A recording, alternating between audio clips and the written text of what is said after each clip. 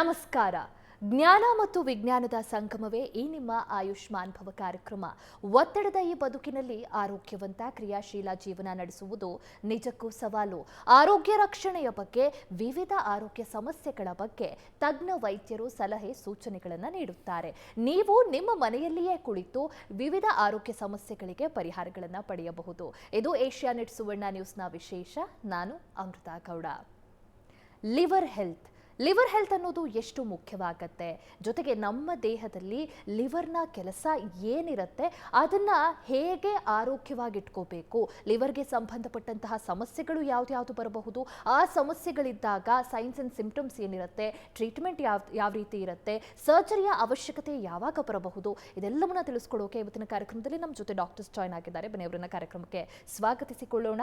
Ramaiah Memorial ಆಸ್ಪತ್ರೆಯ ವೈದ್ಯರು, consultant surgical gastroenterology, liver transplantation, department of surgical gastroenterology, Ramaiah Memorial ಆಸ್ಪತ್ರೆಯಿಂದ doctor Jagadish Krishnamurthy ಅವರು. ಡಾಕ್ಟರ್, ಕಾರ್ಯಕ್ರಮಕ್ಕೆ ಸ್ವಾಗತ ತಮಗೆ. ಹಾಗೆ HOD ಮತ್ತು senior consultant gastroenterology, department of medical gastroenterology, Ramaiah Memorial ಆಸ್ಪತ್ರೆಯಿಂದ ಡಾಕ್ಟರ್ ಹರ್ಷವರ್ಧನ್ ರಾವ್ ಅವರು. ಡಾಕ್ಟರ್, ತಮಗೂ ಕೂಡ ಕಾರ್ಯಕ್ರಮಕ್ಕೆ ಸ್ವಾಗತ. ನಮಸ್ಕಾರ. ಡಾಕ್ಟರ್ ಹರ್ಷವರ್ಧನ್ ಅವರೇ, ಈಗ ಮೊದಲಿಗೆ ಈ ಲಿವರ್ ಹೆಲ್ತ್ ಅನ್ನೋದು ಏನು, ನಮ್ಮ ಲಿವರ್ನ ನಾವು ಹೆಲ್ತಿಯಾಗಿ ಇಟ್ಕೋಬೇಕು ಅಂತ ಇದ್ದಾಗ ಯಾವ ರೀತಿಯ ಒಂದಷ್ಟು ಗೈಡೆನ್ಸ್ ಅಥವಾ ನಮ್ಮ ದೇಹವನ್ನು ನಾವು ಆರೋಗ್ಯವಾಗಿ ಇಟ್ಕೋಬೇಕಾಗತ್ತೆ ಅಂತ doctor? Thank you. Liver health ಅಂತ ಈಗ ತುಂಬ ಇಂಪಾರ್ಟೆಂಟ್, ಮಹತ್ವಪೂರ್ಣ ನಮ್ಮದು ಟಾಪಿಕ್ ಇದೆ. ಸೋಷಿಯಲ್ ಮೀಡಿಯಾದಲ್ಲಿ ತುಂಬ ಲಿವರ್ ಹೆಲ್ತ್ ಬಗ್ಗೆ ಮಾತಾಡ್ತಾ ಇದ್ದಾರೆ. ಮೇನ್ಲಿ ಬಿಕಾಸ್ ಈಗ ಲಿವರ್ದು ಕಾಯಿಲೆಗಳು ತುಂಬ ಜಾಸ್ತಿ ಆಗ್ತಾ ಇದೆ, ಎಸ್ಪೆಷಲಿ ಇಂಡಿಯಾದಲ್ಲಿ. ಲಿವರ್ದು ಒಂದು ಅಂಗ ನಮ್ಮದು ಬಾಡಿಲಿರುತ್ತೆ, ಅಬ್ಡಾಮಿನಲ್ ಕ್ಯಾವಿಟಿಲಿ. ಅದರದ್ದು ತುಂಬ ಇಂಪಾರ್ಟೆಂಟ್ ಫಂಕ್ಷನ್ಸ್ ಇದೆ. ಎಲ್ಲ ನಮ್ಮದು ಡಿಟಾಕ್ಸಿಫಿಕೇಷನ್ನು, ಡೈಜೆಷನ್ ಪ್ರಾಸೆಸ್ಸು ಎಲ್ಲ ಲಿವರಲ್ಲಿಂದನೇ ಆಗುತ್ತೆ. ಸೊ ನಾವು ನಮ್ಮ ಲಿವರ್ಗೆ ಹೆಲ್ತಿ ಇಡೋದು ತುಂಬ ಮಹತ್ವಪೂರ್ಣ. ಹೇಗೆ ಮಾಡ್ಬೋದು ಅದು? ಮೇನ್ಲಿ ನಮ್ಮ ಲೈಫ್ ಸ್ಟೈಲಲ್ಲಿ ಸ್ವಲ್ಪ ಚೇಂಜಸ್ ನಾವು ಮಾಡಿದರೆ ಲಿವರ್ ಹೆಲ್ತಿ ಇಡ್ಬೋದು. ಫಸ್ಟು ನಾವು ಡಯಟ್ ನೋಡಬೇಕು. ಡಯಟಲ್ಲಿ ನಾವು ಫ್ರೈಡ್ ಐಟಮ್ಸು, ಎಣ್ಣೆ ಪದಾರ್ಥ ಜಾಸ್ತಿ ತೊಗೊಳ್ಬಾರ್ದು. ರೈಟ್. ಪ್ರಾಸೆಸ್ಡ್ ಫುಡ್ ತುಂಬ ಬಂದಿದೆ ಮಾರ್ಕೆಟಲ್ಲಿ. ಈಗ ಬಿಸ್ಕಿಟ್ಸು, ನಮ್ಮದು ಪ್ರಾಸೆಸ್ಡು ಬ್ರೆಡ್ಡು ಅದೆಲ್ಲ ಸ್ವಲ್ಪ ಜಾಸ್ತಿ ತೊಗೊಂಡ್ರೆ ಲಿವರ್ಗೆ ತೊಂದರೆ ಬರ್ಬೋದು. ಸೆಕೆಂಡು, ಹೈಡ್ರೇಷನ್, ನೀರು ಕುಡಿಯೋದು. ನಾವು ತುಂಬ ಸಲ ನಾವು 1.5 ಲೀಟರ್ಸಿಂದ ಜಾಸ್ತಿ ಕುಡಿಯಲ್ಲ, ಅದು ಒಳ್ಳೆಯದಲ್ಲ ಲಿವರಿಗೆ. ಅಟ್ಲೀಸ್ಟ್ 2 to 2.5 ಲೀಟರ್ಸ್ ನೀರು, ಗುಡ್ ಹೈಡ್ರೇಷನ್. ಎಸ್ಪೆಷಲಿ ಬೆಳಗ್ಗೆ ಏಳುವಾಗ ಒಂದು 1 ಲೀಟರ್ ನೀರು ಕುಡಿದ್ರೆ ಡೆಫಿನೆಟ್ಲಿ ನಮ್ಮದು ಲಿವರ್ ಫಂಕ್ಷನಿಂಗ್ಗೆ ಈಸಿ ಆಗುತ್ತೆ. ಮೂರನೇದು, ನಿದ್ರೆ ಮಾಡೋದು. ನಾವು ಸ್ಲೀಪ್ ತುಂಬ ಟೇಕನ್ ಫಾರ್ ಗ್ರಾಂಟೆಡ್ ಮಾಡ್ತೀವಿ. ಎಸ್ಪೆಷಲಿ ನಾವು ವರ್ಕ್ ಫ್ರಮ್ ಹೋಮ್ ಮಾಡಿ ನೈಟ್ ಕಾಲ್ಸ್ ತೊಗೊಂಡು ಅದು ತುಂಬ ಲಿವರ್ಗೆ ತೊಂದರೆ ಬರ್ತಾಯಿದೆ. So daily at least 7 to 8 hours sleep prioritise ಮಾಡೋದು ಒಳ್ಳೆಯದು. ಲಾಸ್ಟು, ಹಾರ್ಮ್ಫುಲ್ ಸಬ್ಸ್ಟೆನ್ಸ್ ಅಂದರೆ ಆಲ್ಕೋಹಾಲ್, ಸ್ಮೋಕಿಂಗ್, ಅದರಿಂದ ಡಿರೆಕ್ಟ್ಲಿ ಲಿವರ್ಗೆ ಟಾಕ್ಸಿಸಿಟಿ ಆಗುತ್ತೆ, ಡಿರೆಕ್ಟ್ಲಿ ಲಿವರ್ಗೆ ಡ್ಯಾಮೇಜ್ ಆಗ್ಬೋದು. ಸೊ ಅದು ನಾವು ಆ್ಯಸ್ ಫಾರ್ ಆಸ್ ಪಾಸಿಬಲ್ ಕಡಿಮೆ ಮಾಡಬೇಕು. ಈ ಥರ ಸ್ಮಾಲ್ ಚಿಕ್ಕದು ಚೇಂಜಸ್ ಮಾಡಿದರೆ ನಮ್ಮ ಹ್ಯಾಬಿಟ್ಸು, ಲೈಫ್ ಸ್ಟೈಲಲ್ಲಿ ಲಿವರ್ ಹೆಲ್ತಿಗೆ ತುಂಬ ಇಂಪಾರ್ಟೆಂಟ್. ಓಕೆ ಡಾಕ್ಟರ್, ಇನ್ನು ಈಗ ಕೆಲವೊಂದಿಷ್ಟು ಕಾಮನ್ ಲಿವರ್ ರಿಲೇಟೆಡ್ ಡಿಸೀಸಸ್ ಅಂದರೆ ಯಾವ್ದಾಗಿರುತ್ತೆ ರಾಮಯ್ಯ ಆಸ್ಪತ್ರೆಯಲ್ಲಿ ನಿಮ್ಮ ಪ್ರಾಕ್ಟೀಸಲ್ಲಿ ನೀವು ನೋಡಿರುವಂಥದ್ದು ಡಾಕ್ಟರ್? ನಾವು ಲಿವರ್ ಡಿಸೀಸಸ್ ಅಂದರೆ ಬ್ರಾಡ್ಲಿ 2 ಪ್ರಕಾರ ಇರುತ್ತೆ. ಕಮ್ಯುನಿಕಬಲ್ ಮತ್ತು ನಾನ್ ಕಮ್ಯುನಿಕಬಲ್. ಕಮ್ಯುನಿಕಬಲ್ ಅಂದರೆ ಒಂದು ಪೇಷಂಟಿಂದ ಇನ್ನೊಬ್ಬರು ಪೇಷಂಟ್ಗೆ ಸ್ಪ್ರೆಡ್ ಆಗೋದು ಚಾನ್ಸಸ್ ಇರುತ್ತೆ. ಅದು ಮೇನ್ಲಿ ಇನ್ಫೆಕ್ಷನ್ಸಲ್ಲಿ ಹೆಪಟೈಟಿಸ್ ವೈರಸ್ ಇರುತ್ತೆ. ಹೆಪಟೈಟಿಸ್ ವೈರಸ್ಸಲ್ಲಿ A, B, C ಮತ್ತು E ಬರೋದು ಕಾಮನ್ ಇರುತ್ತೆ. ಇದರಿಂದ ಹೆಪಟೈಟಿಸ್ B ಆ್ಯಂಡ್ C ಇರೋದು ಸ್ವಲ್ಪ ಇಂಪಾರ್ಟೆಂಟು. ಅದರಿಂದ ನಾವು ಲಿವರ್ಗೆ ಡ್ಯಾಮೇಜ್ ಆಗ್ಬೋದು, ಲಿವರಿಗೆ ಕಾಂಪ್ಲಿಕೇಶನ್ಸ್ ಬರ್ಬೋದು. ಇನ್ನೊಂದು ಕ್ಯಾಟಗರಿಯಲ್ಲಿ ನಾನ್ ಕಮ್ಯುನಿಕಬಲ್ ಡಿಸೀಸಸ್ ಅಂದರೆ ಅದರಲ್ಲಿ ಆಲ್ಕೋಹಾಲ್ ರಿಲೇಟೆಡ್ ಇಶ್ಯೂಸ್ ಫಸ್ಟ್ ಇರುತ್ತೆ. ಅದರಲ್ಲಿ ತುಂಬ ಕಾಮನ್ ಇರುತ್ತೆ. ಆಲ್ಕೋಹಾಲಿಂದ ಲಿವರ್ಗೆ ಡ್ಯಾಮೇಜ್ ಆಗಿಬಿಟ್ಟು ಲಿವರ್ದು ಕಾಂಪ್ಲಿಕೇಶನ್ಸಿಂದ ಬರ್ಬೋದು. Second, non alcoholic fatty liver ಅಂದರೆ ಫ್ಯಾಟಿ ಲಿವರಲ್ಲಿ ಫ್ಯಾಟ್ ಜಾಸ್ತಿ ಆಗಿಬಿಟ್ಟು ಅದರಿಂದ ಕಾಂಪ್ಲಿಕೇಶನ್ಸ್ ಆಗಿ ಪೇಷಂಟ್ಸ್ ಬರ್ತಾರೆ. ಇಂಡಿಯಾದಲ್ಲಿ non alcoholic fatty liver disease ತುಂಬ ಕಾಮನ್ ಆಗಿದೆ. ನೆಕ್ಸ್ಟ್ 5 yearsಲ್ಲಿ ಇಂಡಿಯಾದಲ್ಲಿ maximum cases non alcoholic fatty ಲಿವರಿಂದನೇ ಬರ್ಬೋದು ಅಂತ ನಾವು ರಿಪೋರ್ಟ್ಸ್ ಕೇಳ್ತಾ ಇದ್ದೀವಿ. ಸೊ ಇದು ಮೇನ್ ಲಿವರ್ ಡಿಸೀಸಸ್ ಬರೋದು ನಮ್ಮ ಪ್ರಾಕ್ಟೀಸಲ್ಲಿ. Okay doctor. ಇನ್ನು ಡಾಕ್ಟರ್ ಜಗದೀಶ್ ಅವರೇ, ಈಗ ನಿಮ್ಮ ಪ್ರಾಕ್ಟೀಸಲ್ಲಿ ಸಾಕಷ್ಟು ಲಿವರ್ ರಿಲೇಟೆಡ್ ಪ್ರಾಬ್ಲಮ್ ಇರುವಂತಹ ಪೇಷಂಟ್ಸ್ನ ನೋಡಿರ್ತೀರಾ, ಆ್ಯಂಡ್ ಅದರಲ್ಲಿ most common signs and symptoms ಅಂತ which people shouldn't neglect, liver ಸಮಸ್ಯೆ ಆಗ್ತಿರಬಹುದು ಅವರ ದೇಹದಲ್ಲಿ ಅಂತ ಇದ್ದಾಗ ಯಾವ್ದು ಆಗಿರುತ್ತೆ doctor? Liver it's one of the very strong organ ನಮ್ಮ ದೇಹದಲ್ಲಿರೋದು. ಯಾಕೆಂದರೆ ಏನೇ ಸಣ್ಣ ಪ್ರಾಬ್ಲಮ್ ಆದರೂ ಲಿವರ್ ರೀಜನ್ರೇಟ್ ಆಗಿ ಹಾಗೆ ಸರಿ ಮಾಡ್ತಾ ಇರ್ತಾರೆ. It's very difficult. ಯಾಕೆಂದರೆ ತುಂಬ ಸಲ ಸೈನ್ಸ್ ಸಿಂಟಮ್ಸ್ ಏನೂ ಇರೋದಿಲ್ಲ, ಅಂದರೂ ಲಿವರ್ ಪ್ರಾಬ್ಲಮ್ ಇರುತ್ತೆ. ಎಷ್ಟೊಂದು ಸಲ ನಾನು ಟ್ರಾನ್ಸ್ಪ್ಲಾಂಟೇ ಮಾಡಿದ್ದೀನಿ, ಇನ್ನೂ ಸಿಂಪ್ಟಮ್ಸ್ ಇಲ್ದೇನೋ. ಯಾಕೆಂದರೆ ಓನ್ಲಿ ಟೆಸ್ಟ್ ಮಾಡಿದಾಗ ಗೊತ್ತಾಗುತ್ತೆ. ಅಂದರೂ ಅರ್ಲಿ ಸಿಂಪ್ಟಮ್ಸ್ ಅಂದರೆ ಜಸ್ಟ್ ಗ್ಯಾಸ್ಟ್ರೈಟಿಸ್ ಇರ್ಬೋದು. ಎಷ್ಟೊಂದು ಜನಕ್ಕೆ ಫ್ಯಾಟಿ ಲಿವರ್ ಇದ್ದಾಗ, ಯಾಕೆಂದರೆ ಗ್ಯಾಸ್ಟ್ರಿನ್ ಅನ್ನೋ ಹಾರ್ಮೋನು ಲಿವರಲ್ಲಿ ಮೆಟಬಲೈಸ್ ಆಗಬೇಕು. ಅದಾಗಲಿಲ್ಲ ಅಂದರೆ ಗ್ಯಾಸ್ಟ್ರೈಟಿಸ್ ಆಗ್ತಾ ಇರುತ್ತೆ. ಕೆಲವ್ರಿಗೆ ಪದೇ ಪದೇ ಮೋಷನ್ಗೆ ಹೋಗ್ಬೇಕು ಅನ್ಸುತ್ತೆ, ಆಲ್ಟರ್ಡ್ ಬೌಲ್ ಹ್ಯಾಬಿಟ್ಸ್ ಅಂತ ಹೇಳ್ತೀವಿ. ಆಮೇಲಿಂದ ಕೆಲವ್ರದ್ದು ಸ್ಕಿನ್ ಕಲರ್ ಚೇಂಜ್ ಆಗ್ತಾ ಇರುತ್ತೆ, ಪಿಗ್ಮೆಂಟೇಷನ್ ಸರಿ ಆಗ್ತಾ ಇರಲ್ಲ, ಯಾಕೆಂದರೆ ಲಿವರ್ ಡಿಟಾಕ್ಸಿಫೈ ಮಾಡ್ತಾ ಇರಲ್ಲ. ಸೊ ಅದರಿಂದನೂ ಲಿವರ್ ಡಿಸೀಸ್ ಸೈನ್ಸ್ ಇರುತ್ತೆ. ಆಮೇಲಿಂದ ಇನ್ನೊಂದೇನು ಅಂದರೆ ಪದೇ ಪದೇ ಇನ್ಫೆಕ್ಷನ್ ಆಗ್ತಾ ಇರುತ್ತೆ, ಏನೋ ವೈರಲ್ ಇನ್ಫೆಕ್ಷನ್, ಏನೇ ಇದು ಕಾರಣಕ್ಕೆ. ಯಾಕೆಂದರೆ ಲಿವರಿಂದನೇ ಇಮ್ಯುನಿಟಿ ಬರೋದು, ಆ್ಯಂಟಿಬಾಡೀಸ್, ಅದು ಸರಿಗೆ ಬರ್ತಾ ಇಲ್ಲ ಅಂದ್ರೂ ಅರ್ಲಿ ಸೈನ್ಸ್ ಇರುತ್ತೆ. ತುಂಬ ಅಡ್ವಾನ್ಸ್ ಡಿಸೀಸ್ ಅಂದರೆ ಅದು ಸಿಂಪ್ಟಮ್ಸು ಕಾಮನ್ ಆಗಿರುತ್ತೆ. ಮೇನ್ಲಿ ಜಾಂಡೀಸ್ ಆಗಿರುತ್ತೆ, ಕಾಲಲ್ಲಿ ಊತ ಬರುತ್ತೆ, ಹೊಟ್ಟೆಲಿ ನೀರು ಸೇರುತ್ತೆ, ಕೆಲವ್ರಿಗೆ ರಕ್ತ ವಾಂತಿ ಆಗುತ್ತೆ, ಕೆಲವ್ರಿಗೆ ಉಸಿರಾಟ ತೊಂದರೆ ಆಗುತ್ತೆ. ಇವೆಲ್ಲ ಅಡ್ವಾನ್ಸ್ ಸ್ಟೇಜಲ್ಲಿ ಆಗೋ ಸಿಂಪ್ಟಮ್ಸ್. ಏನು ಡಾಕ್ಟರ್ ಹರ್ಷವರ್ಧನ್ ಅವರೇ, ಈಗ ಲಿವರ್ ಡಿಸೀಸಸ್ ಇದ್ದಾಗ ನೀವು ಯಾವ ರೀತಿ ಡಿಸೀಸಸ್ ಡಿಫ್ರೆನ್ಷಿಯೇಟ್ ಆಗಬಹುದು ಅಂತ ಹೇಳಿದ್ರಿ. ಸೊ ಇದಕ್ಕೆ ಮೊದಲಿಗೆ ನಾವು ಟ್ರೀಟ್ಮೆಂಟ್ ಆಪ್ಷನ್ ಅಂತ ಬಂದಾಗ ಡಾಕ್ಟರ್, ಸೊ ಯಾವ ರೀತಿಯ ಟ್ರೀಟ್ಮೆಂಟ್ ಇರುತ್ತೆ? ವಯಾ ಮೆಡಿಸಿನ್ಸ್ ನೀವು ಯಾವ ಡಿಸೀಸನ್ನು ಟ್ರೀಟ್ ಮಾಡಬಹುದು? ಮೆಡಿಸಿನಿಂದ ಆಗೋದೇ ಇಲ್ಲ ಅಂತ ಇರುವಂತಹ ಡಿಸೀಸ್ ಯಾವುದು ಲಿವರ್ಗೆ ಸಂಬಂಧಪಟ್ಟ ಹಾಗೆ ಅಂತ? ಇದರಲ್ಲಿ ಈ ಲಿವರ್ದು ಕಾಯಿಲೆದು ಸ್ಟೇಜ್ ಯಾವ ಪ್ರಕಾರ ಇದೆ ಅಂತ ನೋಡಿಬಿಟ್ಟು ಅದರದ್ದು ಟ್ರೀಟ್ಮೆಂಟ್ ಆಪ್ಷನ್ಸ್ ನಾವು ಡಿಸೈಡ್ ಮಾಡೋದು. ಅರ್ಲಿ ಸ್ಟೇಜ್ ಲಿವರ್ ಡಿಸೀಸ್ ಅಂದರೆ ಫ್ಯಾಟಿ ಲಿವರ್ ಇರೋದು, ವೈರಲ್ ಹೆಪಟೈಟಿಸ್ ಆಗಿರೋದು ಅದೆಲ್ಲ ನಾವು ಮೆಡಿಸಿನಲ್ಲೇ ಟ್ರೀಟ್ಮೆಂಟ್ ಮಾಡ್ಬೋದು. ಅರ್ಲಿ ಸ್ಟೇಜ್ ಇರೋದು ವೈರಲ್ ಹೆಪಟೈಟಿಸ್ A-E ಇದ್ದರೆ ನಾವು ಹಾಸ್ಪಿಟಲಲ್ಲಿ ಅಡ್ಮಿಷನ್ನು ಕೆಲವು ಸಲ ಬೇಕಾಗಬಾರ್ದು, ನಾವು ಮನೆಯಿಂದನೇ ಟ್ರೀಟ್ಮೆಂಟು ಮೆಡಿಸಿನ್ಸ್ ಎಲ್ಲ ಕೊಡ್ಬೋದು. ಹೆಪಟೈಟಿಸ್ B ಆ್ಯಂಡ್ Cಗೆ ಸ್ಪೆಸಿಫಿಕ್ ಟ್ರೀಟ್ಮೆಂಟ್ ಇದೆ. ಆ್ಯಂಟಿವೈರಲ್ಸ್ ನಾವು ಸ್ಟಾರ್ಟ್ ಮಾಡಬೇಕು. ಅದು ಆ್ಯಂಟಿವೈರಲ್ಸಿಂದ ಪೂರ್ತಿ ಥರ ಹೆಪಟೈಟಿಸ್ C ಕ್ಯೂರಬಲ್ ಆಗುತ್ತೆ, ಆದರೆ ಹೆಪಟೈಟಿಸ್ B ಸ್ವಲ್ಪ ಲಾಂಗ್ ಟರ್ಮ್ ಟ್ರೀಟ್ಮೆಂಟ್ ಬೇಕಾಗ್ಬೋದು. ನೆಕ್ಸ್ಟ್ ಬರೋದು ಆಲ್ಕೋಹಾಲ್ ಮತ್ತು non alcoholic fatty liver disease. Alcohol ಇರೋದವ್ರಿಗೆ ಕುಡಿದು ಲಿವರ್ ಡಿಸೀಸ್ ಇರೋದವರು definitely first line of treatment alcohol stop ಮಾಡೋದು. ಅರ್ಲಿ ಸ್ಟೇಜ್ ಇರುವಾಗ ಫ್ಯಾಟಿ ಲಿವರ್ ಸ್ಟೇಜು ಇಲ್ಲಾಂದರೆ ಜಸ್ಟ್ ಹೆಪಟೈಟಿಸ್ ಇರುವಾಗ ಆಲ್ಕೋಹಾಲಿಂದ ನಾವು ಮೆಡಿಸಿನ್ಸಲ್ಲೇ ಇದು ರಿವರ್ಸ್ ಮಾಡ್ಬೋದು. ಅದು ಒಂದು ಸಲ ಫೈಬ್ರೋಸಿಸ್ಸು ಲಿವರ್ ಡ್ಯಾಮೇಜ್ ಆಗಿದೆ, ಲಿವರ್ದು ಫಂಕ್ಷನಿಂಗ್ ಕಡಿಮೆ ಅವ್ರಿಗೆ ಮೆಡಿಸಿನ್ಸಲ್ಲಿ ಪೂರ್ತಿ ಥರ ಕ್ಲಿಯರ್ ಆಗಲ್ಲ. Next non alcoholic fatty liver disease. Non alcoholic fatty liver ಡಿಸೀಸಲ್ಲಿ ಮೆಡಿಕಲ್ ಮ್ಯಾನೇಜ್ಮೆಂಟ್ ತುಂಬ ಇಂಪಾರ್ಟೆಂಟ್. ಇದು ಮೇನ್ಲಿ ಲೈಫ್ ಸ್ಟೈಲ್ ಫ್ಯಾಕ್ಟರ್ಸಿಂದನೇ ನಾವು ಪೂರ್ತಿ ಥರ ಲಿವರ್ಗೆ ನಾರ್ಮಲ್ ಮಾಡಿಸ್ಬೋದು, ಎಸ್ಪೆಷಲಿ ಫ್ಯಾಟಿ ಲಿವರ್ ಅರ್ಲಿ ಇರುವಾಗ. ಸೊ ನಾನು ಫಸ್ಟ್ ಕ್ವೆಶ್ಚನಿಗೆ ಹೇಳಿದ್ದೆ, ಡಯಟ್, ಹೈಡ್ರೇಷನ್ ಮತ್ತು ಫಿಸಿಕಲ್ ಎಕ್ಸಸೈಸ್. ಸೊ ಡೈಲಿ ಸ್ವಲ್ಪ ವಾಕಿಂಗು, ಅಟ್ಲೀಸ್ಟ್ ಏನಾದರೂ ಯೋಗ, ಏನಾದರೂ ಯಾವುದಾದ್ರೂ ರೀತಿ ಫಿಸಿಕಲ್ ಎಕ್ಸಸೈಸ್ ಮಾಡೋದು ತುಂಬ ಒಳ್ಳೆಯದು ನಾನ್ ಆಲ್ಕೋಹಾಲಿಕ್ ಫ್ಯಾಟಿ ಲಿವರ್ಗೆ. ಆಲ್ಕೋಹಾಲ್ ಮತ್ತು ಸ್ಮೋಕಿಂಗ್ ಸ್ಟಾಪ್ ಮಾಡೋದು ಇಂಪಾರ್ಟೆಂಟು. ಡಯಟಲ್ಲಿ ನಾವು fatty food, processed food avoid ಮಾಡಬೇಕು. ಡಯಟ್ ನಾವು ಸ್ವಲ್ಪ ಸ್ಮಾಲ್ ಚೇಂಜಸ್ ಮಾಡಿದರೆ ಫ್ಯಾಟಿ ಲಿವರ್ ಪೂರ್ತಿ ಥರ ನಾರ್ಮಲ್ ಆಗುತ್ತೆ. In the end weight loss target ಮಾಡಬೇಕು. ಇದ್ರ ಎಲ್ಲ ಮಾಡಿ ಏನು ಇಂಪ್ರೂವ್ಮೆಂಟ್ ಇಲ್ಲ ಅಂದರೆ ಸ್ವಲ್ಪ ಮೆಡಿಸಿನ್ಸ್ ನಾವು ಕೊಡ್ತೀವಿ ಲಿವರ್ಗೆ ಸಪೋರ್ಟ್ ಮಾಡೋಕ್ಕೆ, ಲಿವರ್ಗೆ ಹೀಗೆ ನಾರ್ಮಲ್ ಮಾಡೋಕ್ಕೆ. ಒಂದು ಸಲ ಫೈಬ್ರೋಸಿಸ್ ಒಂದು ಸಲ ಡ್ಯಾಮೇಜ್ ಆಗಿದರೆ ಲಿವರ್ ಸಿರೋಸಿಸಿಗೆ ಪೂರ್ತಿ ಥರ ಕ್ಯೂರೇಟಿವ್ ಟ್ರೀಟ್ಮೆಂಟ್ ಮೆಡಿಕಲ್ ಮ್ಯಾನೇಜ್ಮೆಂಟಲ್ಲಿ ಇಲ್ಲ. ಆ ಸಿಚುವೇಷನಲ್ಲಿ ಸರ್ಜಿಕಲ್ ಮ್ಯಾನೇಜ್ಮೆಂಟೇ ಹೋಗಬೇಕು. ಓಕೆ ಡಾಕ್ಟರ್, ಮತ್ತಷ್ಟು ಡೀಟೇಲ್ಸನ್ನ ತಿಳ್ಕೊತಾ ಹೋಗ್ತೇನೆ. ಅದಕ್ಕೂ ಮುಂಚೆ ಒಂದು ಬ್ರೇಕ್ ತೊಗೊಂಡು ಬರೋಣ.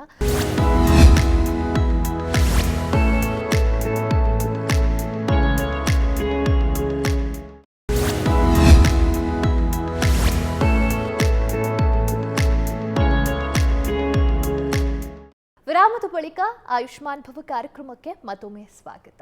ಡಾಕ್ಟರ್ ಜಗದೀಶ್ ಅವರೇ, ಈಗ ಟ್ರೀಟ್ಮೆಂಟ್ ಆಪ್ಷನನ್ನು ಡಾಕ್ಟರ್ ಹರ್ಷವರ್ಧನ್ ಅವರು ತಿಳಿಸ್ಕೊಟ್ಟು, ಸೊ ಸರ್ಜರಿ ಅಂತ ಬಂದಾಗ ಡಾಕ್ಟರ್ ಯಾವ ಡಿಸೀಸ್ಗೆ ಯಾವಾಗ ಸರ್ಜರಿ ರಿಕ್ವೈರ್ಡ್ ಇರುತ್ತೆ, ಯಾವ ರೀತಿಯ ಸರ್ಜರಿ ಆಪ್ಷನ್ಸನ್ನು ನೀವು ಪೇಷಂಟ್ಸ್ ಮುಂದೆ ಇಡ್ತೀರಾ, ಆ್ಯಂಡ್ ಬಿಫೋರ್ ಸರ್ಜರಿ ಏನು ಪ್ರಿಪ್ರೇಷನ್ಸ್ನ ಮಾಡ್ಕೋಬೇಕಾಗತ್ತೆ ಡಾಕ್ಟರ್? ಅದೇ ಯಾವಾಗಲೂ ಹೇಳಿದ್ವಲ್ಲ, ಮುಂಚೆ ಹೇಳಿದ್ರು ಡಾಕ್ಟರ್ ಹರ್ಷನೂ ಈಗ ಹೇಳಿದ್ರು, ಲಿವರಲ್ಲಿ ರೀಜನ್ರೇಟಿವ್ ಕೆಪಾಸಿಟಿ ಇರುತ್ತೆ, ಲಿವರ್ ತಾನಾಗಿ ತಾನೇ ಉತ್ಪತ್ತಿ ಆಗುತ್ತೆ. ಸೊ ಯಾವ್ಯಾವುದು ಮೆಡಿಸಿನಲ್ಲಿ ಅಥವಾ ಅದಾಗೆ ನ್ಯಾಚುರಲಿ ಸರಿಯಾಗೋ ಕಂಡೀಷನ್ಗೆ ಇಟ್ಸ್ ಆಲ್ವೇಸ್ ಟ್ರೈ ವಿತ್ ಮೆಡಿಸಿನಲ್ಲಿ ಯಾವಾಗ ವರ್ಕ್ ಆಗಲ್ಲ, ನೆಕ್ಸ್ಟ್ ಆಪ್ಷನ್ ಇಸ್ ಸರ್ಜರಿ ಏನು ಹೆದರ್ಕೊಳ್ಳೋದೇನಿರಲ್ಲ. ಈ ಕೆಲವುದಕ್ಕೆ ಈ ಟ್ರೀಟ್ಮೆಂಟಿಗೆ ಸರ್ಜರಿನೇ ಬೆಸ್ಟ್ ಆಪ್ಷನ್ ಇದ್ದಾಗ ಸರ್ಜರಿಗೆ ಹೋಗಬೇಕಾಗತ್ತೆ. ಮೇನ್ಲಿ ನಾವು ಕಾಮನ್ ಆಗಿ ಯಾವುದು ನೋಡ್ತೀವಿ ಅಂದರೆ, ಕೆಲವ್ರಿಗೆ ಬೈಲ್ ಡಕ್ಟ್ ಅಂದರೆ ಪಿತ್ತನಾಳ ಅಂತ ಹೇಳ್ತೀವಿ. ಅದು ಲಿವರಿಂದ ಪಿತ್ತ ಪ್ರೊಡ್ಯೂಸ್ ಮಾಡಿದ್ದು ಅದು ಪಿತ್ತನಾಳದಿಂದ ಇಂಟೆಸ್ಟೈನ್ಗೆ ಹೋಗುತ್ತೆ. ಅದರಲ್ಲಿ ಕೆಲವ್ರಿಗೆ ಪ್ರಾಬ್ಲಮ್ ಆಗುತ್ತೆ.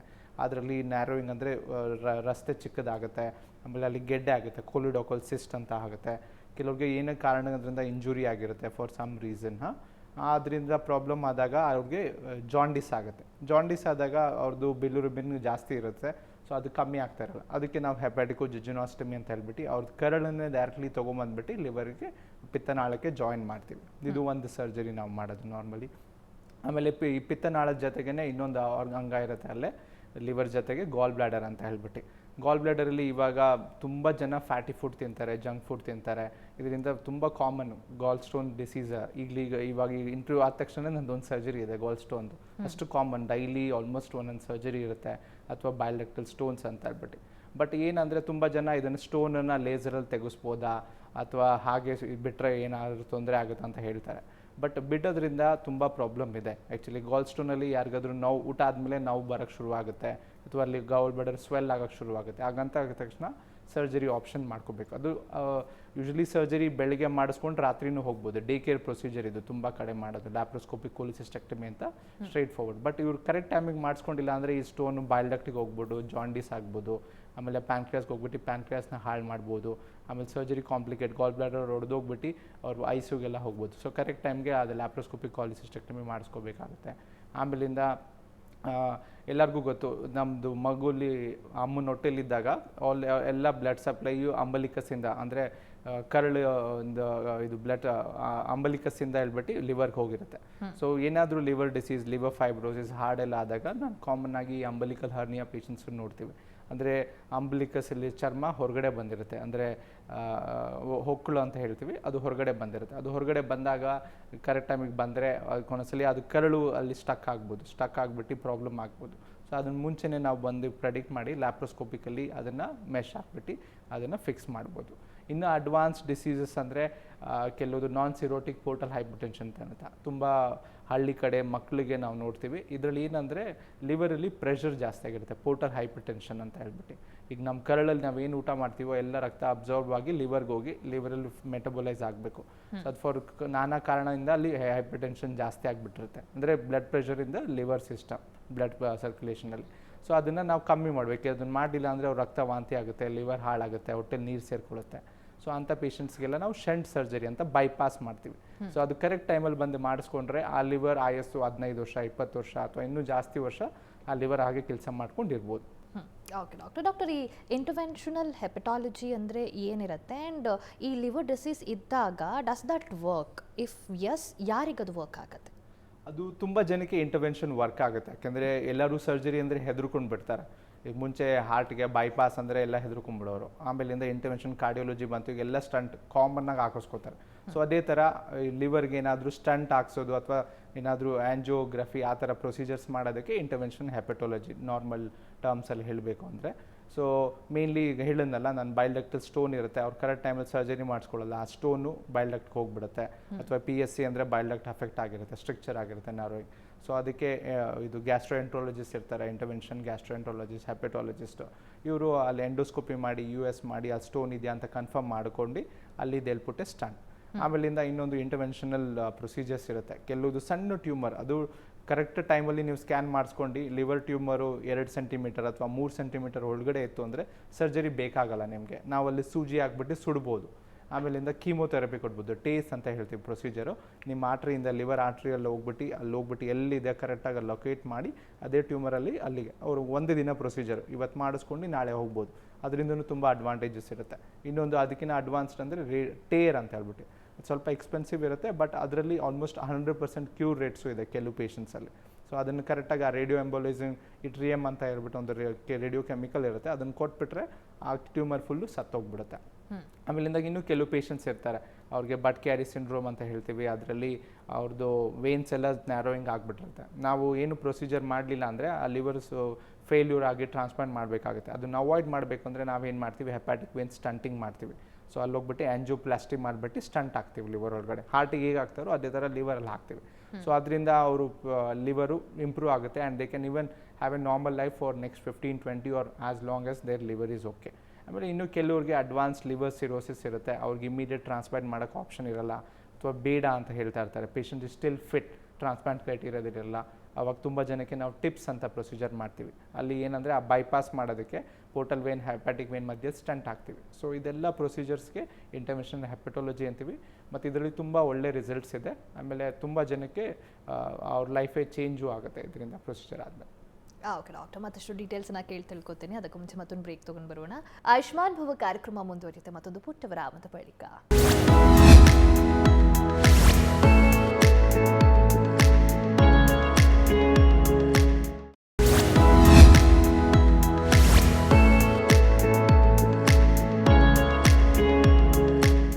ವಿರಾಮದ ಬಳಿಕ ಆಯುಷ್ಮಾನ್ ಭವ ಕಾರ್ಯಕ್ರಮಕ್ಕೆ ಮತ್ತೊಮ್ಮೆ ಸ್ವಾಗತ.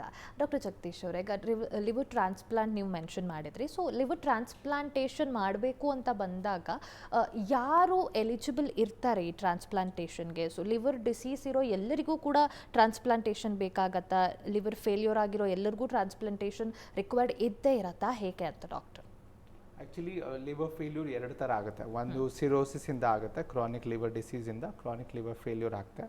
ಇನ್ನೊಂದು ಅಕ್ಯೂಟ್ ಲಿವರ್ ಫೇಲ್ಯೂರ್ ಅಂತ. ಕ್ರಾನಿಕ್ ಲಿವರ್ ಡಿಸೀಸಿಂದ ಯಾರಿಗೆ ಲಿವರ್ ಫೇಲ್ಯೂರ್ ಆಗುತ್ತೆ ಅವ್ರಿಗೆ ಟ್ರಾನ್ಸ್ಪ್ಲಾಂಟ್ ಬೇಕೇ ಬೇಕು, ಅದು ಬಿಟ್ಟು ಬೇರೆ ಆಪ್ಷನ್ ಇಲ್ಲ. ಕೆಲವ್ರಿಗೆ ಅಕ್ಯೂಟ್ ಲಿವರ್ ಫೇಲ್ಯೂರಿಂದ ಲಿವರ್ ಫೇಲ್ ಆಗುತ್ತೆ. ಡಾಕ್ಟರ್ ಹರ್ಷ ಹೇಳಿದ್ರೆ ಹೆಪಟೈಟಿಸ್ ಎ ಇಂದ ಆಗುತ್ತೆ, ವೈರಸಸ್ಸಿಂದ ಆಗುತ್ತೆ, ಡ್ರಗ್ಸಿಂದ ಆಗುತ್ತೆ, ಕೆಲವರು ಪಾಯ್ಸನಿಂದನೂ ತೊಗೋತಾರೆ.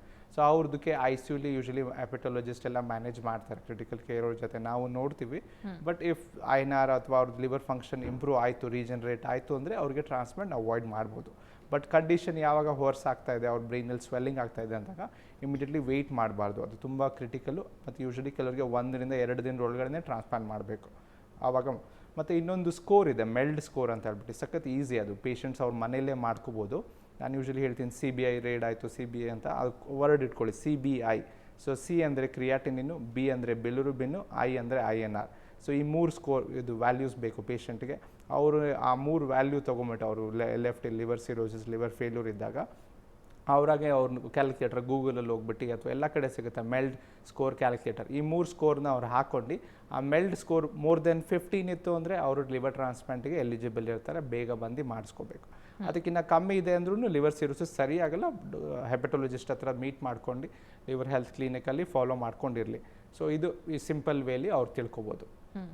ಓಕೆ ಡಾಕ್ಟರ್, ಇನ್ನು ರಾಮಯ್ಯ ಮೆಮೋರಿಯಲ್ ಆಸ್ಪತ್ರೆಯಲ್ಲಿ ಲಿವರ್ ಟ್ರಾನ್ಸ್ಪ್ಲಾಂಟೇಷನ್ ಹೇಗೆ ಮಾಡ್ತೀರಾ, ಆ ಪ್ರೊಸೀಜರ್ ಹೇಗಿರುತ್ತೆ, ಆ್ಯಂಡ್ ಪೇಷಂಟ್ಸ್ ಕೇರ್ ಅಂತ ಬಂದಾಗ ಅದಕ್ಕೆ ಎಷ್ಟು ಒತ್ತನ್ನು ನೀಡ್ತೀರಾ ಅಂತ ಡಾಕ್ಟರ್? ಆ್ಯಕ್ಚುಲಿ ಇದು ಟ್ರಾನ್ಸ್ಪ್ಲಾಂಟ್ ಇದು one of the epitome of surgery. ಯಾಕೆಂದರೆ ಟ್ರಾನ್ಸ್ಪ್ಲಾಂಟ್ ಈಗ ಲಾಸ್ಟ್ 15-20 ಇಯರ್ಸಿಂದ ತುಂಬ ಅಡ್ವಾನ್ಸ್ ಆಗಿದೆ. ಈಗ ನಾನೇ ಬೆಂಗಳೂರು ಮೆಡಿಕಲ್ ಕಾಲೇಜಲ್ಲಿ 15-20 ಇಯರ್ಸ್ ಬ್ಯಾಕ್ ನಾನು ಸ್ಟಡಿ ಮಾಡಬೇಕಾದ್ರೆ ಈ ಥರ ಪೇಷಂಟ್ಸ್ ಎಲ್ಲ ಅವ್ರಿಗೆ ನಾವು ಆಪ್ಷನ್ನೇ ಇಲ್ಲ ಅಂತ ಹೇಳಿ ಕಳಿಸ್ತಾ ಇದ್ವಿ. ಈಗ ನಾನು ಅಮೆರಿಕಾಗೆ ಹೋಗಿ, ಯುರೋಪ್, ಡೆಲ್ಲಿ ಎಲ್ಲ ಕಡೆ ಹೋಗಿ ಬಂದಮೇಲೆ so everybody should get A transplant done. ಯಾಕೆಂದರೆ ಔಟ್ಕಮ್ಸ್ ತುಂಬ ಚೆನ್ನಾಗಿದೆ. ಅಂದರೆ ಇದರಲ್ಲಿ ಟ್ರಾನ್ಸ್ಪ್ಲಾಂಟಲ್ಲಿ 2 ಥರ ಆಗುತ್ತೆ, ಒಂದು ಲಿವಿಂಗ್ ಡೋನರ್, ಇನ್ನೊಂದು ಡಿಸೀಸ್ ಡೋನರ್ ಅಂತ ಹೇಳ್ಬಿಟ್ಟು. ಲಿವಿಂಗ್ ಡೋನರ್ ಅಂದರೆ ಅವ್ರ ಮನೆಯವರೇ ಯಾರಾದರೂ ಸೇಮ್ ಬ್ಲಡ್ ಗ್ರೂಪ್ ಅಥವಾ ಬ್ಲಡ್ ಗ್ರೂಪ್ ಯಾವುದಾದ್ರೂ ಪರವಾಗಿಲ್ಲ, ABO ಇನ್ಕಂಪ್ಯಾಟಬಲು ಮಾಡ್ಬೋದು, ಅವ್ರದ್ದು ಪಾರ್ಟ್ ಆಫ್ ದ ಲಿವರ್ನ ಇವ್ರಿಗೆ ಡೊನೇಟ್ ಮಾಡ್ತಾರೆ. ಅವ್ರದ್ದು ಟೆಸ್ಟ್ ಎಲ್ಲ ಮಾಡ್ತೀವಿ, ಇದರಲ್ಲೇ ಡೋನರ್ ಫಿಟ್ ಇದ್ದರೆ ಮಾತ್ರನೇ ತೊಗೊಳ್ಳೋದು. ಸೊ 18ರಿಂದ 60 ವರ್ಷ ತನಕ ಯಾರು ಫಿಟ್ ಇರ್ತಾರೋ ಅವ್ರದ್ದು ನಾವು ಟೆಸ್ಟ್ ಮಾಡಿ ಎಲ್ಲ ಓಕೆ ಅಂದರೆ ತೊಗೋಬೋದು. ಮತ್ತು ಅದರಲ್ಲಿ left lobe, right lobe donation ಅಂತ ಇರುತ್ತೆ. ಸೊ ಯಾವ ಭಾಗ ಬೆಸ್ಟ್ ಅನಿಸುತ್ತೋ ನಾವು ಆ ಭಾಗ ತಗೋತೀವಿ. ಆಮೇಲೆ ಲಿವರು ಚರ್ಮ ಕಟ್ ಮಾಡಿದ್ರೆ ಹೇಗೆ ಬೆಳೆಯುತ್ತೋ ಲಿವರ್ ಮತ್ತೆ ಡೋನರಲ್ಲಿ ಬೆಳೆಯೋಕ್ಕೆ ಶುರುವಾಗುತ್ತೆ. ಸೊ 2-3 ವಾರಕ್ಕೆ ಆಲ್ಮೋಸ್ಟ್ 60-70% ಬೆಳೆಯುತ್ತೆ. ಆಮೇಲಿಂದ 3-4 ತಿಂಗಳೊಳಗೆ ಪೂರ್ತಿ ಲಿವರ್ ಅವ್ರದ್ದು ಬೆಳ್ಕೊಳ್ಳುತ್ತೆ. ಸೊ ಡೋನರ್ಗೆ ಏನು ಲಾಂಗ್ ಟರ್ಮ್ ರಿಸ್ಕ್ಸ್ ಏನಿಲ್ಲ. ಮೇನ್ ಸರ್ಜರಿದು ವೆರಿ ಮೈನರ್ ರಿಸ್ಕ್, ಅದು ಬಿಟ್ಟರೆ ಅದರ್ವೈಸ್ ಬೇರೆ ಏನು ಮೇಜರ್ ಇಲ್ಲ. But it's not A required surgery. But ಅವ್ರ ಮನೆಯವ್ರನ್ನ ಅವ್ರು ಉಳಿಸ್ಕೋಬೇಕು. ಈಗ ಯಾಕೆಂದರೆ ತುಂಬ ಜನ ಕಿಡ್ನಿ ಡೊನೇಟ್ ಮಾಡ್ತಾರೆ, ಅದೇ ಥರ ಲಿವರ್ ಅವ್ರದ್ದು ಒಂದು ಭಾಗ ತೆಗೆದು ಕೊಡ್ಬೋದು, ಎಲ್ಲ ಮ್ಯಾಚಿಂಗ್ ಎಲ್ಲ ಚೆನ್ನಾಗಾಯಿತು ಅಂದರೆ. ಆಮೇಲಿಂದ ಇನ್ನೊಂದು ಡಿಸೀಸ್ ಡೋನರ್ ಟ್ರಾನ್ಸ್ಪ್ಲಾಂಟ್. ಇದರಲ್ಲಿ ಏನಂದರೆ ಬ್ರೈನ್ ಡೆಡ್, ಯಾರೋ ಒಬ್ಬರು ಪೇಷಂಟು ಬ್ರೈನ್ ಡೆಡ್, ಏನೋ ಕಾರಣಕ್ಕೆ ಬ್ರೈನಲ್ಲಿ ಬ್ಲೀಡಿಂಗ್ ಆಗಿದೆ, ಆಕ್ಸಿಡೆಂಟ್ ಆಗಿದೆ, ಬ್ರೈನ್ ಸತ್ತೋಗಿದೆ. ಸೊ ಅವ್ರು ಯಾವಾಗಲೂ ಮೆಡಿಕಲ್ ಟರ್ಮ್ಸಲ್ಲಿ ಅವ್ರು ರಿವೈವ್ ಆಗಲ್ಲ. ಸೊ ಆವಾಗ ನಾವು ಅವರು ಕೋಆರ್ಡಿನೇಟರ್ಸ್ ಹೋಗಿ ಎಲ್ಲ ಕೇಳ್ತಾರೆ, ನೀವು ಹಂಗಂಗ ಡೊನೇಟ್ ಮಾಡಿದ್ರೆ ಎಷ್ಟೊಂದು ಜನಕ್ಕೆ ಜೀವ ಉಳಿಯುತ್ತೆ ಅಂತ ಹೇಳ್ಬಿಟ್ಟು. ಸೊ ಆವಾಗ ಅವ್ರ ಫ್ಯಾಮ್ಲಿಯವ್ರು ಒಪ್ಕೊಂಡ್ರೆ ಅವ್ರದ್ದು ಲಿವರ್ ತೆಗೆದುಬಿಟ್ಟು ಇವರಿಗೆ ಹಾಕ್ತೀವಿ. ಸೊ ಇದರಿಂದನೂ ತುಂಬ ಔಟ್ಕಮ್ಸ್ ತುಂಬ ಚೆನ್ನಾಗಿದೆ. ಬಟ್ ಅಂದರೂ ಡೊನೇಷನ್ಸ್ ಇನ್ನೂ ಅಷ್ಟೊಂದು ಅಂದ್ಕೊಂಡಷ್ಟು ಆಗ್ತಾ ಇಲ್ಲ. ಬಟ್ ಜನ ಈ ಮುಖಾಂತರ ನಾನು ಹೇಳೋಕ್ಕೆ ಇಷ್ಟಪಡೋದು, ಹಂಗಂಗ ಡೊನೇಟ್ ಮಾಡೋದು it is one of the noble cause. ಅದ್ರ ನಂತರ ಇವಾಗ ನೀವು ಮಹಾಕುಂಭಲ್ಲಿ ಹೋಗಿ ಸ್ನಾನ ಮಾಡೋದಷ್ಟು ಒಳ್ಳೆಯದು, ಯಾಕಂದರೆ ಅಷ್ಟು ಜನನ ನೀವು ಉಳಿಸ್ತಾ ಇರ್ತೀರಾ. ಸೊ ಅದನ್ನು ಕಂಟಿನ್ಯೂ ಮಾಡಬೇಕು. ಮತ್ತು ಈ ಟ್ರಾನ್ಸ್ಪ್ಲಾಂಟ್ಸಲ್ಲೂ ಎಷ್ಟೊಂದು ವೆರೈಟೀಸ್ ಆಫ್ ಟ್ರಾನ್ಸ್ಪ್ಲಾಂಟ್ ಇದೆ. ಈಗ ರೋಬೋಟಿಕಲ್ಲಿ ನಾವು ಡೋನರ್ ಸರ್ಜರಿ ಮಾಡ್ಬೋದು, ಯಾಕೆಂದರೆ ಅದರಲ್ಲಿ ಕಟ್ ಕಮ್ಮಿ ಆಗುತ್ತೆ. ಮುಂಚೆ ಎಲ್ಲ 30 ಸೆಂಟಿಮೀಟರ್ ಕಟ್ ಮಾಡಬೇಕಾಗಿತ್ತು, ಈಗ ಅದನ್ನು 12 ಸೆಂಟಿಮೀಟರ್ 14 ಸೆಂಟಿಮೀಟರ್ ಸಣ್ಣ ಇನ್ಸಿಷನ್ ಸ್ಮಾಲ್ ಕೀ ಹೋಲ್ಸಲ್ಲೂ ಮುಗಿಸ್ಬೋದು ಸರ್ಜರೀಸು. ಮತ್ತು ರೋಬೋಟಿಕಲ್ಲಿ ಸರ್ಜರಿ ಮಾಡೋದ್ರಿಂದ ಹೇಗೆ ಅಡ್ವಾಂಟೇಜಸ್ ಅಂದರೆ ಅದು ಕ್ಯಾಮ್ರಾ ಎಲ್ಲ ತುಂಬ ಚೆನ್ನಾಗಿರುತ್ತೆ, ಅದು ಡೆಕ್ಸ್ಟರಿಟಿ ಅಂತ ಹೇಳ್ತೀವಿ. ಕೈ ನಾನು ಇಷ್ಟೇ ಟರ್ನ್ ಮಾಡೋಕ್ಕಾಗೋದು, ರೋಬೋಟ್ ಹೀಗೂ ಟರ್ನ್ ಮಾಡುತ್ತೆ, ಹೀಗೂ ಟರ್ನ್ ಮಾಡೋಕ್ಕೆ ಹೆಲ್ಪ್ ಮಾಡುತ್ತೆ. So the movements are little better. So the future ಈಗ ಎಲೆಕ್ಟ್ರಿಕ್ ವೆಹಿಕಲ್ ತುಂಬ ಕಾಮನ್ ಆಗಿದೆ, 5 ವರ್ಷ ಮುಂಚೆ ಏನೂ ಇರಲಿಲ್ಲ. ಸೊ ಫ್ಯೂಚರ್ ವಿಲ್ ಬಿ ಹೇಳ್ತಾರೆ 30-40% will always be electric vehicle. ಅದೇ ಥರ ಮುಂಚೆ ಎಲ್ಲ ಪೇಷಂಟ್ಸು ರೋಬೋಟಿಕ್ ಸರ್ಜರೀಸ್ಗೆ ಪ್ರಿಫರ್ ಮಾಡ್ತಾರೆ. ಸೊ ಆ ಫೆಸಿಲಿಟಿ ರಾಮಯ್ಯದಲ್ಲಿದೆ. ಸೊ ಆ ಥರ ಪೇಷಂಟ್ಸ್ಗೆ ರಿಲೆವೆಂಟ್ ಅವ್ರಿಗೆ ಅದೇ ಬೇಕು ಅಂದರೆ that can be done nicely. So the same surgery but it will give little more benefit. ಅವ್ರು ಜಾಸ್ತಿ ಓಡಾಡ್ಬೋದು, ನಾವು ಕಮ್ಮಿ ಇರುತ್ತೆ. So they will be feel comfortable with this surgeries. Okay doctor Harshavardhan ಅವರೇ, ಈಗ ರಾಮಯ್ಯ ಮೆಮೋರಿಯಲ್ ಆಸ್ಪತ್ರೆಯಲ್ಲಿ ಲಿವರ್ ಕ್ಲಿನಿಕ್ ಕೂಡ ಹೊಸದಾಗಿ ಶುರುವಾಗಿದೆ. So what is it about ಅಂತ? ನಮ್ಮದು ಈಗ ಲಿವರ್ ಹೆಲ್ತ್ ಕ್ಲಿನಿಕ್ ಸ್ಟಾರ್ಟ್ ಮಾಡಿದ್ದೀವಿ ರಾಮಯ್ಯ ಮೆಮೋರಿಯಲ್ ಹಾಸ್ಪಿಟಲಲ್ಲಿ. ಇಟ್ ಈಸ್ ಮೇನ್ಲಿ ಡಿರೆಕ್ಟೆಡ್ ನಮ್ಮ ಲಿವರ್ ಪೇಷಂಟ್ಸು, ಲಿವರ್ ಡಿಸೀಸಸ್ಗೆ ಅವೇರ್ನೆಸ್ ಕೊಡೋದು, ಪ್ರಿವೆನ್ಷನ್ ಮಾಡೋದು ಮತ್ತು ಟ್ರೀಟ್ಮೆಂಟ್ ಮಾಡೋದು ಎಲ್ಲ ಫುಲ್ ರೇಂಜ್ ಇದೆ ನಮ್ಮದು ಲಿವರ್ ಕ್ಲಿನಿಕಲ್ಲಿ. ನಾವು ಮೆಡಿಸಿನ್ ಆ್ಯಂಡ್ ಸರ್ಜರಿ ಇಬ್ಬರು ಡಾಕ್ಟರ್ಸ್ ಇರ್ತಾರೆ ಲಿವರ್ ಕ್ಲಿನಿಕಲ್ಲಿ. ಕೂತ್ಕೊಂಡು ನಾವು ನೋಡ್ತೀವಿ ಪೇಷಂಟ್ಸ್ದು ಹೇಗೆ ರಿಪೋರ್ಟ್ಸ್ ಹೇಗಿದೆ ಅಂತ ನೋಡಿಬಿಟ್ಟು ಅವ್ರದ್ದು ರಿಸ್ಕ್ ಫ್ಯಾಕ್ಟರಿಂದ ಸ್ಟಾರ್ಟ್ ಮಾಡೋದು. ಸೊ ಫಸ್ಟು ಏನಾದರೂ ರಿಸ್ಕ್ ಫ್ಯಾಕ್ಟರ್ಸ್ ಇದೆಯಾ ಲಿವರ್ ಡಿಸೀಸಿಗೆ, ಏನಾದರೂ ಕರೆಕ್ಟಬಲ್ ಕಾಸಸ್ ಇದೆಯಾ ನೋಡಿಬಿಟ್ಟು ಅದಕ್ಕೆ ನಾವು ಎಕ್ಸಾಕ್ಟ್ ಟ್ರೀಟ್ಮೆಂಟ್ ಕೊಟ್ಬಿಟ್ಟು ಫಾಲೋ ಅಪ್ ಮಾಡ್ತೀವಿ ಪೇಷಂಟ್ಸಿಗೆ ಪ್ಯೂರ್ಲಿ ಲಿವರ್ ಕಂಡೀಷನ್ಸಿಗೆ. ಯಾವಾಗಾದರೂ ಏನಾದರೂ ಸರ್ಜಿಕಲ್ ಇಂಟರ್ವೆನ್ಷನ್ ಬೇಕಂದರೆ ಸರ್ಜನು ಇರ್ತಾರೆ, ಸರ್ಜರಿನೂ ನೋಡ್ತೀವಿ ಥ್ರೂ ದ ಲಿವರ್ ಕ್ಲಿನಿಕ್ಕೆ ಮಾಡ್ಬೋದು. ಸೊ ಇದು ನಾಟ್ ಜಸ್ಟ್ ಫಾರ್ ಟ್ರೀಟ್ಮೆಂಟ್, ನಾವು ಪ್ರಿವೆನ್ಷನ್ನು ನೋಡ್ತಾ ಇದ್ದೀವಿ. ಎಸ್ಪೆಷಲಿ ಈಗ ಫ್ಯಾಟಿ ಲಿವರ್ ನನ್ನ ಬಗ್ಗೆ ನಾನು ಹೇಳಿದ್ದೆ. ಸೊ ಫ್ಯಾಟಿ ಲಿವರಿಗೆ ಹೇಗೆ ಪ್ರಿವೆಂಟ್ ಮಾಡ್ಬೋದು, ಡಯಾಬಿಟೀಸ್ ಪೇಷಂಟ್ಸಿಗೂ ಟ್ರೀಟ್ಮೆಂಟು ಇದು ಹೇಗೆ ಆಪ್ಟಿಮೈಸ್ ಮಾಡ್ಬೋದು, ವೇಟ್ ಲಾಸ್ ಹೇಗೆ ಆಪ್ಟಿಮೈಸ್ ಮಾಡ್ಬೋದು, ಎಲ್ಲ ಥ್ರೂ ದ ಲಿವರ್ ಕ್ಲಿನಿಕ್ ಮಾಡೋದು ನಾವು ಪ್ಲ್ಯಾನ್ ಮಾಡ್ತಾಯಿದ್ದೀವಿ. ನೆಕ್ಸ್ಟು ನಾವು ಪೇಷಂಟ್ಸು ಲಿವರ್ ಆಲ್ ಡಿಸೀಸ್ ಇರೋದವ್ರಿಗೆ ಟ್ರೀಟ್ಮೆಂಟ್ ಹೇಗೆ ಕೊಡ್ಬೋದು, ಮಲ್ಟಿ ಡಿಸಿಪ್ಲಿನರಿ ಕೇರ್ ಕೊಡ್ತಾಯಿದ್ದೀವಿ. ನಾಟ್ ಜಸ್ಟ್ ಮೆಡಿಸಿನ್ ಸರ್ಜರಿ, ನಮ್ಮದು ನ್ಯೂಟ್ರಿಷನಿಸ್ಟ್ ಇರ್ತಾರೆ, ಫಿಸಿಕಲ್ ಥೆರಪಿಸ್ಟ್ ಇರ್ತಾರೆ, ಸೈಕಾಲಜಿಸ್ಟ್ ಇರ್ತಾರೆ, ಎಂಡೋಕ್ರೈನ್, ಬಾಕಿ ಎಲ್ಲ ಸ್ಪೆಷಲಿಟೀಸು ಒಟ್ಟಿಗೆ ನಾವು ಕೂತ್ಕೊಂಡು ಎಲ್ಲ ಟ್ರೀಟ್ಮೆಂಟ್ ಕೊಡೋದು ನೋಡ್ತಾ ಇದ್ದೀವಿ ಲಿವರ್ ಕ್ಲಿನಿಕ್ಕಿಗೆ. ಸೊ ಈ liver clinic once a week ಮಾಡೋದು ನಮ್ಮದು ಪ್ಲ್ಯಾನ್ ಇದೆ. Okay doctor, thank you so much. ಇವತ್ತಿನ ಕಾರ್ಯಕ್ರಮದಲ್ಲಿ ರಾಮಯ್ಯ ಆಸ್ಪತ್ರೆಯಿಂದ ಹಲವಾರು ಸಮಸ್ಯೆಗಳ ಬಗ್ಗೆ ಮಾತಾಡ್ತಾ ಬರ್ತೀವಿ. ಹಾಗೆ ಪೇಷಂಟ್ಸಿಗೆ ಯಾವ ರೀತಿ ರಾಮಯ್ಯ ಆಸ್ಪತ್ರೆ ಒತ್ತು ನೀಡುತ್ತೆ ಪರ್ಟಿಕ್ಯುಲರ್ ಸಮಸ್ಯೆಗಳಿಗೆ ಅಂತ ತಿಳಿಸ್ಕೊಟ್ರಿ. ಲಿವರ್ ಹೆಲ್ತ್ ಕ್ಲಿನಿಕ್ ಬಗ್ಗೆ, ಹಾಗೆ ಲಿವರ್ ಸಮಸ್ಯೆಗಳು ಯಾರಲ್ಲಾಗಬಹುದು, ಯಾವ ರೀತಿ ಸಮಸ್ಯೆ ಆಗ್ಬೋದು, ಟ್ರೀಟ್ಮೆಂಟ್, ಸರ್ಜಿಕಲ್ ಟ್ರೀಟ್ಮೆಂಟ್ ಎಲ್ಲವನ್ನೂ ಕೂಡ. Thank you so much for joining us today. Thank you. ನೋಡಿದ್ರಲ್ಲ ವೀಕ್ಷಕರೇ, ಇದಾಗಿತ್ತು ಇವತ್ತಿನ ಆಯುಷ್ಮಾನ್ ಭವ ಕಾರ್ಯಕ್ರಮ. ನೇರ ದಿಟ್ಟ ನಿರಂತರ ಸುದ್ದಿಗಾಗಿ ನೋಡ್ತಾ ಇರಿ ಏಷ್ಯಾನೆಟ್ ಸುವರ್ಣ ನ್ಯೂಸ್.